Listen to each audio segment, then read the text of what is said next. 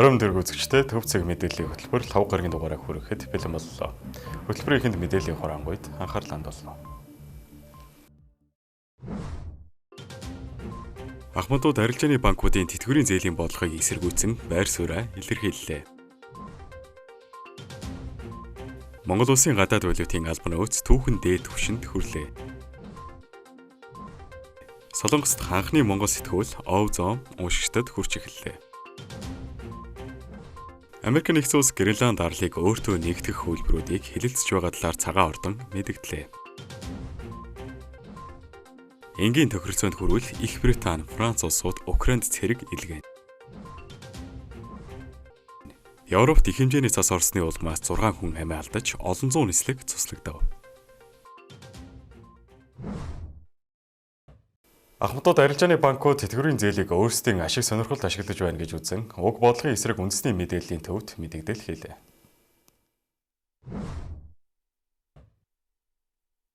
Арилжааны банкуд ахмад наснуудын тэтгэврийн зээлийг өөрсдөө давуу байдал бий болгох хэрэгсэл болгож байна хэмээн ахмадууд шүүмжилж, үндэсний мэдээллийн төвд мэдээлэл хийлээ. Тэд тэтгэврийн зээлийн өнөөгийн нөхцөл хүүгийн бодлого нь ахмад наснуудыг санхүүгийн дарамтад оруулж, цаашлаад өөрийн асуудлыг үр хөвгөцөд нь шилжүүлж байгааг онцлсон юм. Мэдээллийн үеэр ахмад наснуудын зүгээс бид нас орсон ч бидний өрийг бидний үр хөвгөтүүд төлдөг тогтолцоо тогтчихлоо хэмээн байр сууриа илэрхийлж, тэтгэврийн зээл нь амжиргаагаа залгуулах хэрэгсэл байхаас илүүтэй арилжааны банкуудын ашиг орлогыг нэмэгдүүлэх механизм болж хувирсан гэж үзэж байгаагаа ил тод хэллээ. Тэдний эслэр тэтгэврийн зээлийн хөө өндөр нөхцөл хатуу байгаа нь ахмад наснуудын амьдралын чанар шууд сөргөөр нөлөөлж байна. Ахмад наснуудын төлөөлөл мэдээллийн үеэр засгийн газар тэр дундаа ерөнхий сайдад хандан тэтгэврийн зээлийн асуудалд бодиттой анхаарал хандуулахыг шаардаж, ахмад наснуудын эрх ашигыг хамгаалах бодлого сул байгааг шүүмжилсэн юм. Тэд төрөөс ахмадуудын нийгмийн хамгаалалт, санхүүгийн аюулгүй байдлыг хангах ёстой атал арилжааны банкуудын ашиг сонирхлыг давмгаалсан шийдвэрүүд гарч байна гэж үзэж байгаагаа илэрхийллээ. Үндсэн хуулиндаа тунхагласан ус. Гэтэл бодит байдал дээр арилжааны банкуд төрөөсөө илүү их мэдлэлтэй болцоход байна. Тэтгэвэр бол банкны ашиг олох хэрэгсэл биш юм аа. Тэтгэвэр бол ахмад хүний амьдрал. Өнөөдөр ахмадууд тэтгэврийн зээлгүйгээр амьдрах боломжгүй болсон. Ингээд өөр орлогын харьцаа гэдгээр ингээд бидний амьдралаар ингээд арилжааны банкуд тоглож байна. Энийг бүр ингээд бид хатуу хэлмээр байна. Би нэг зүйлийг хатуу хэлмээр байна. Бид үхсэн ч арилжааны банкынхаа, Монгол банкныхаа бид үхсэн ч бидний үрийг бидний үр хүүхдүүд төлдөг. Мөн мэдээллийн үеэр ахмадууд улс төрийн намуудын байр суурийг шүүмжилж, тэтгэврийн зээлийн асуудлыг сонгуулийн үеэр амлалтын түвшинд ярьдагч бодит шийдэл гардаггүйг онцлсон байна. Тэдний зүгээс аль ч ном ахмадын асуудлыг үнэхээр шийдэх сонирхолгүй байна хэмээн улс төрийн тогтолцоонд итгэл алдарч байгааг илэрхийлсэн байна. Ахмад наснуудын хэлж бугаар тэтгэврийн зээл нь анх амжиргаагаа дэмжих зорилготой байсан ч өнөөдөр өндөрхүү богино хугацаатай эрсэлэн зээлдэгчийн ар гэрт шилждэг тогтолцоотой болж нийгмийн асуудал болон хувирчээ. Зарим ахмадууд тэтгэврийнхаа ихэнх хувийг зээлийн төлбөрт өгдөг тул өдөр тутмын хэрэгцээгээ хангах боломжгүй болдог тухайгаа ч ярьсан юм. Замтай шатар шиг өөргөө зээлгүй болмоор. Тэгээд бидний батлан даалтыг бол улсын их хурл засгийн газар даах шин. Бид нар төр засагтай.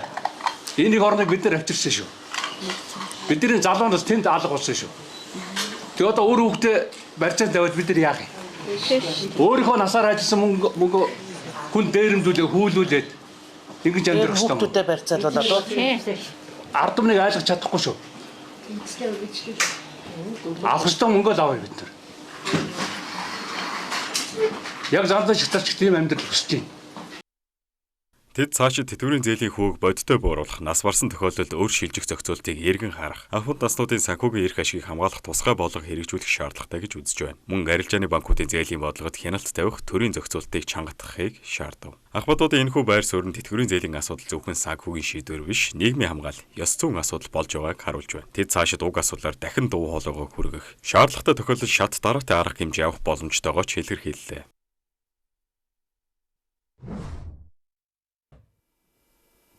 Монгол улсын гадаад валютын албан нөөц 7 тэрбум $, давж өмнөх сард 6 тэрбум $-т хүрээд байсан өндөр түвшнээс дахин огцом өссөж түүхэн дээд хэмжээнд хүрсэн талаар Монгол банк мэдээллээ.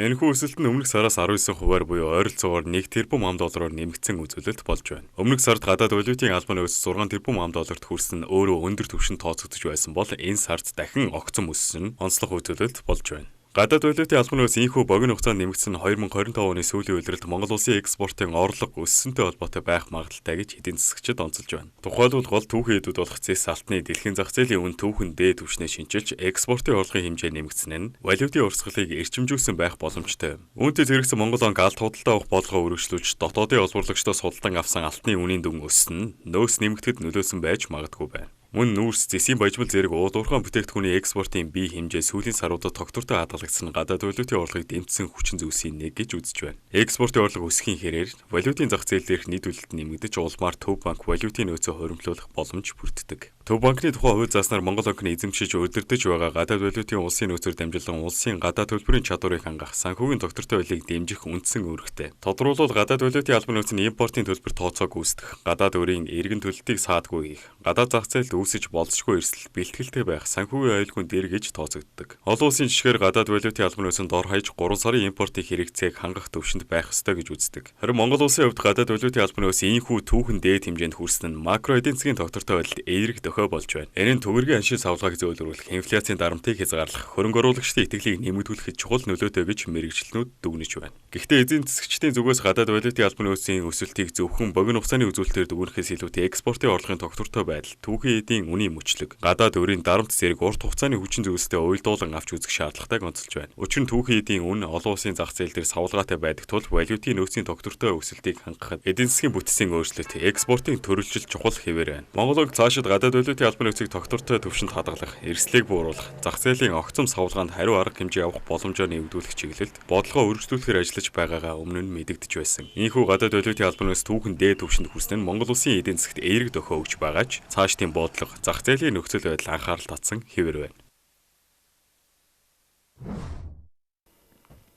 Бүгд найрамдах Солонгос улсад монгол хэл дээр тогтмол хэвлэгдэн гарч буй анхны авизом сэтгүүлийг үлгэдэн авлаа. Энэхүү сэтгүүл нь Солонгос амьдарч сурч ажиллаж буй монголчууд болон тус улсыг зорихоор төлөвлөж буй хүмүүст бодтой, тэнцвэртэй, хэрэгцээтэй мэдээлэл хүргэхийг зорж байна. Сэтгүүлийн агуулгын шинэлэг сонирхолтой бодит туршлага дээр тулгуурлан тэнд аж төрж буй монгол иргэдийн санал бодол дээр тулгуурлаж Солонгос дахь монголчуудын дуу хоолой болж байгаараа онцлог юм а. Солонгос улсыг зорихоор төлөвлөж буй хүн бүрийн хамгийн анхны тулгардаг асуудлыг шийдэж өгч байгаагаараа энэхүү сэтгүүл онцлог гэж хэлж болохоор байна. За манай сэтгүүлийн хувьд болохоор хамгийн гол онцлог нь Солонгос монгол залуучууд хамтдаа хамгийн анх удаа ингээд Солонгост энэ монгол сэтгүүлийг гаргаж байгаагаар бол илүү онцлогтой байгаа. За хоёрдугаар ер нь бол манай монголчууд бол Солонгост нэлээх амьдардаг болсон, бас нэлээх ирж очдог болсон шүү дээ. Тэгэхээр яг нэг Солонгосын талаарх мэдээлэлд очиод амьдрахад бас мэдээллүүдийг их хэл дээрээ хайхад бол нэлээ төвхтэй байдаг. Тэгэхээр энийг бас бид нар нэг зэгцтэй болгож өгөөд яг баталгаатай бас туршлаган дээр суурилсан үнэн бодит мэдээллийг хүргье гэсэн үндсэн дээр энэхүү сэтгүүлийг гаргаад ажиллаж байна. Манай сэтгүүлийн хувьд бол Монголд Солонгост ялгаа авахгүй үнгүүгээр харагдаж байгаа. Тийм болохоор яг Солонгосын талаар мэдээлэл авъя сонирхъя гэж байгаа хүмүүсийнхэн бол Монголд бол кафе бэнийг үндсэн 7 салбар дээр болон ньюс кафе дээр бол үнгүү байрлуулсан байж байгаа. Очоод өөртөө сонирхоод таалагдах юм бол аваад явах боломжтой. За Солонгос болохоор Монгол тааврны одоо үйл ажиллагаа явуулж байгаа газрууд болон одоо элчин сайдын яам мөн хөлбөмбөр хамгаалал үйлчлэгээний төв гэдэг ингээд монголчуудын маань өөрчлөлдөг тэр үйлчлэгээний газрууд дээр бол байршуулчихна. Тэгэхээр хүмүүс өөртөө очиж үзээд таалагдах юм бол шууд аваад явах боломжтой. За нэгдүгээр хоёрдугаар Солонгос таах хүмүүсийн хувьд нөгөө шууд нь болохоор маш шуурхай байдаг ч тийм. Тэгэхээр хөргүүлээд хаягаа угаа шууд гэрлээ угаа хөргүүл. Тус сэтгүүлийг цаашид улирал тутам эрхлэн гаргах юм анхны дугаарыг Ньюс кафе болон кафе бэний 7 салбарт байршуулж иргэдэд үн төлбөргүй түгэж байна. Бидний хамгийн эцсийн зорилго бол Солонгосын талаарх мэдээлэл өгдөг монгол хэл дээрх вебсайтыг гаргахаар бэлтгэж байна. За энэхүү вебсайтн дээр бид нар нийтлэлүүдийг одоо сэтгүүлч нэрийн редакторуудын бичдэг нийтлэлүүдийг оруулахаас гадна өөрсдийн туршлагаа бас хуваалцахыг хүссэн хүмүүс тэн дээр өөрсдийн мэдээлэл нийтлэлүүдийг community байдлаар оруулаад явах боломжтой. За мөн тэндээс мэрэгжилтнүүдийг олж уулзаад ч юм уу те хувийн мэдээллүүдийг мөн одоо амьдрахад боломжтой очоод амьдраад хамгийн наад захын байр яаж олох юм бэ гэдэг юм уу те эсвэл одоо ямар банкны карт гадаад хүмүүс илүү ашигтай байдаг юм бэ, нээх боломжтой байдаг юм бэ гэх мэдээллүүдийг хайхад бол ер нь олдоцмоо шүү дээ, тийм. Тэгэхээр тэр болгон мэдээллүүдийг бид нар энэ манай Avizom гэсэн сайтн дээр ороод өөртөө хайлт хийгээд яг Google маягаар ер нь ашиглах боломжтой тийм хайлтын сувгийг хийж байгаа байхгүй. Тийм Солонгос маань өөрөө Naver гэсэн мэдээллийн маш том платформ байдаг шүү дээ. Тэрийг ерөнхийдөө монгол хэл дээр Naver хийж гинэ л гэсэн. Энэхүү сэтгүүлийн анхны дугаар Солонгосыг зорихдоо заавал цүнхлэх зүйлс, тэтгэлгээ үргэлжлүүлэх арга, виз болон хөдөлмөрийн гэрээтэй холбоотой мэдээлэл багтсан нь илүү анхаарал татж байгаа юм а. Нийслэлийн иргэдийн цахимаар гаргасан газар эзэмших хүсэлтийг эх онд шийдвэрлэхээр төлөвлөжээ. Ингэхдээ Налайх, Багнуур, Багханга дүүргийн нутаг дэвсгэр тухайн жилийн газар зохион байгуулалтын төлөвлөгөөнд тусгаснаар шинээр газар эзэмших боломж бүрдэх юм. Харин хөдөө орон нутгийн газар олголтын мэдээлэл одоогоор бүрэн нэгтгэж дуусаагүй байгаа юм байна. Жил бүрийн 1-р сараас эхлэн 9-р сарын 15-ны өдрийг хүртэл иргэдээс газар эзэмших хүсэлтийг цаасан болон цахим хэлбэрээр хүлээн авдаг. Энэхүү зохицуулт нь 2023 оноос хэрэгжиж эхэлсэн бөгөөд газрын тухай хуулийн шинжилсэн найруулга зааснаар иргэд газар эзэмших өмчлөх хүсэлтээ цахим систем болон төрийн үйлчилгээний нэгдсэн цахим системээр дамжуулан гаргах боломжтой болсон юм. Иргэд үндсэн хуулиар олгогдсон эрхийн хүрээнд мөн газрын тухай хууль заасны дагуу аль ч дүүрэг хороонд зориулалтаа тодорхойлон цахимаар газар эзэмших хүсэлт илгээх боломжтой. Нийслэлд хэрэгжиж буй төсөл хөтөлбөрүүдтэй уялдуулан эхний ээлжинд дүүргүүдэд газар олгож байна.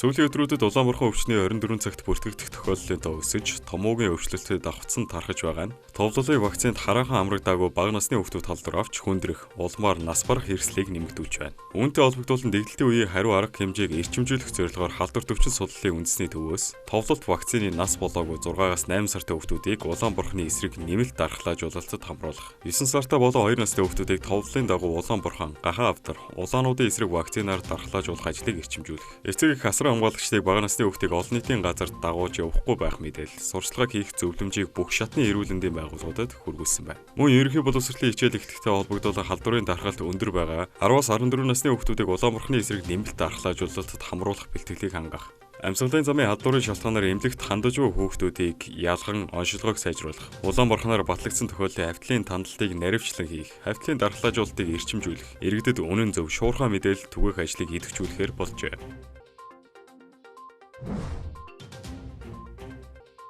Монгол улсын иргэн 18-аас 55 насны цэргийн үүрэгтнүүд 65 хүртэлх насны бэлтгэл офицерууд, цэргийн бүртгэлтэй мэргэжил эзэмссэн эмэгтэйчүүд жилдний удаа бүртгэлд хамрагдах үүрэгтэй. Нийслэлийн хэмжээнд цэргийн бүртгэл өнөөдрөөс эхэлж байна. Бүртгэл 1-р сарын 23-ны хүртэл үргэлжлэх юм. Иргэд орчин суугаа газрынхаа хороонд болон цахим үйлчлэгийн нэгдсэн портал e-Mongolia-гаар хүсэлтээ илгээх бүрэн боломжтой. Харин цэргийн үүрэгтийн үнэлэх аваагүй 18 хүртэлх насныхаа харьяа баг хороон дээрээ өөрийн биеэр очиж бүртгүүлэх шаардлагатай юм. Цэргийн үүрэгтийн үнэлэхээ өргөдүүлсэн бол аймаг дүүргийн цэргийн штабт өөрийн биеэр хандна. Түүнчлэн шилжилт хөдөлгөөн хийсэн иргэд орчин суугаа аймаг дүүргийнхаа цэргийн штабт бүртгэлээ илгэж баталгаажуулах юм байна. Тухайн иргэн завгүй гадаад дотоодод томилолттой яваа бол арга гэрийн төлөөлөл нь иргэний үнэлэх, цэргийн үүрэгтийн үнэлэхийн хамт харьяа баг хороон дээр авч очиж бүртгүүлэх боломжтой болохыг албаныхан мэдээллээ.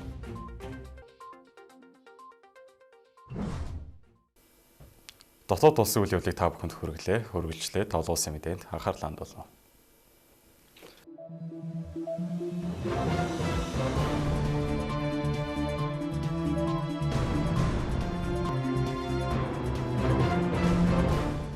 Арамдэргийн үзэгчтэй төвцөг мэдээллийн хөтөлбөр алуулсан мэдээгээр үргэлжилж байна. Америк нэгдсэн улсын ерөнхийлөгч Дональд Трамп Гренланд арлыг эзэмшилтэд авах хувилбарууд тэр дундаа цэргийн хүч ашиглах боломжийг хэлэлцэж байгаа талаар цагаан ордноос мэдэгдсэн байна. Тодорхойлох юм бол цагаан ордноос мягмар гарагт гаргасан мэдээлэлд Америк нэгдсэн улсын ерөнхийлөгч Дональд Трамп Дайны бүрэлдэхүүнд багтдаг Гренланд арлыг эзэмших нь үндэсний аюулгүй байдлын чухал зорилт гэж үзэж байгааг онцлохын сацуу Америк нэгдсэн улсын ерөнхийлөгч болон түүний баг Гренландыг өөрөө эзэмшилд авах олон хувилбарыг хэлэлцэж байна. Зэвсэг түвшний ерөнхий хамгаалагчийн хувьд Америк нэгдсэн улсын зэвсэг түвшийг ашиглах нь үргэлж боломжит сонголт гэдгийг мэдэгдэлд орсон байна. Дональд Трамп анх 2019 онд ерөнхийлөгчийн анхны бүрэн эрхийн хугацаанд Гренландыг сонирхож байгаагаа илэрхийлж байснаас гадна өнгөрсөн оны ихэрч мөн дээрх санаагаа удаа дараа илэрхийлж байсан бол өнгөрсөн 7 хоногт Венесуэлийн ерөнхийлөгчийг баривчилсан тусгай ажиллагааны дараа тэрээр инхүү сүүлийн эдэн сарын турш хойшд нь тавиад байсан Гренландын асуудлыг дахин сөхөж гаргаж ирж байна. Дональд Трамп Гренландыг Америк нэгдсэн улсын үндэсний аюулгүй байдалд зайлшгүй шаардлагатай хэрэгтэй гэж үзэж байгаа нь тус арлыг Орос хятадын хөлөг онгоцууд мөн бусалж байгаатай холбож байгаа юм. Харин Гренландын эрх баригчдын зүгээс Америк нэгдсэн улсын нэг хэсэг болохыг хүсэхгүй байгаагаа удаа дараа мэдэгдэж, мөн Франц, Герман, Итали, Польш, Испани, Их Британи улсын удирдагч нар Дайны ерөнхий сайд Метте Фредериксентэй хамтран Гренланд бол арлын ард түмний өмч гэдгийг баталсан хамтарсан мэдэгдлийг мөн гаргаад байна. Тус мэдэгдэлд Гренланд Дайн улсын асуудлыг зөвхөн Дайн болон Гренланд өөрсдөө шийдэх ёстой гэдгийг онцлсан байна.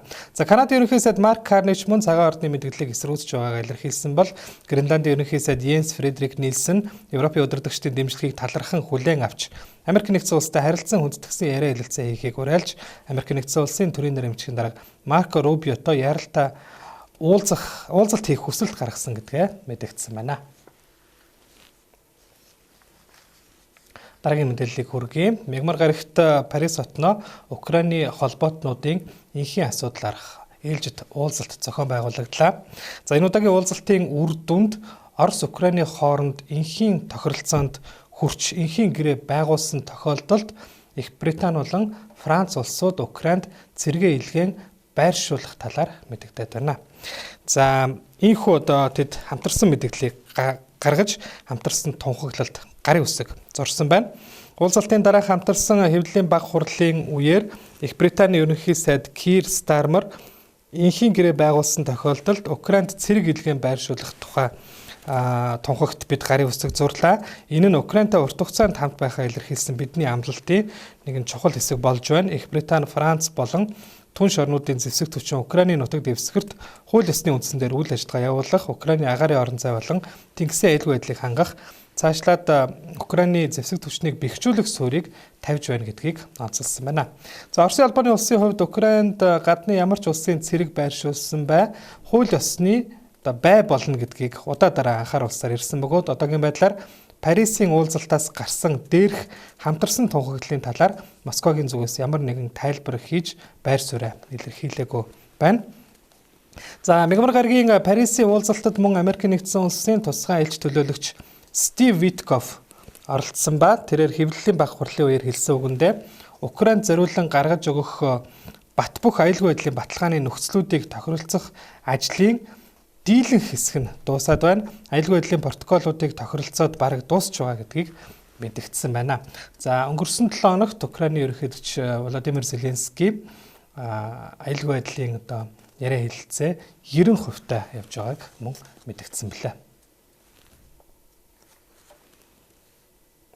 Тэгвэл сүүлийн мэдээллийг хүргэе. За Европт их хэмжээний цас орж цагаагаарын нөхцөл байдал мууцсантай холбоотойгоор 6 хүн амиа алдаж за мөн Европын томоохон хотуудын нисэх онгоцны буудлуудад олон зуун нислэг цуцлагдахад одоо хүрээд байна. За тодруулах юм бол өнөөдрийн байдлаар Францад 5 хүн, Босны нийслэл Сараево хотод 1 хүн одоо хэмжээний цас орсны улмаас үүдсэн Ослоос болж одоо амиа алдсан талаар их сурвалжууд мэдээлж байна. За Европ даяар олон зуун нислэг мөн цуцлагдаж хэдэн мянган хүн Франц, Нидерланд, Испанийн нисэх онгоцны буудлуудад гатсан байдалтай байна. Францын нийслэл Парис хотын Шарль де Голлын нисэх онгоцны буудлын лав гарагийн нийт нислэгийн 40% нь цуцлагдаад байгаа бол Нидерландын нийслэл Амстердамын Шипол нисэх онгоцны буудалд өнөөдөр 400 гаруй нислэгийн хуваар цуцлагдсан байдалтай байна. За онгоцны нислэгүүдээс гадна мөн төмөр зам, галтрэгний үйлчлэгээнүүд ч цуцлагдаад байгаа талаар их сурвалжууд мэдээлж байгаа бөгөөд хуваарьт үйлчлэгээнүүд цуцлагдсан энэхүү байдал лав гарагийг дуустал үргэлжлэх төлөвтэй байна. Үзэгч та бүхэнд олон улсын мэдээ хүргэлээ. Анхаарлаа хандуулсанд баярлалаа.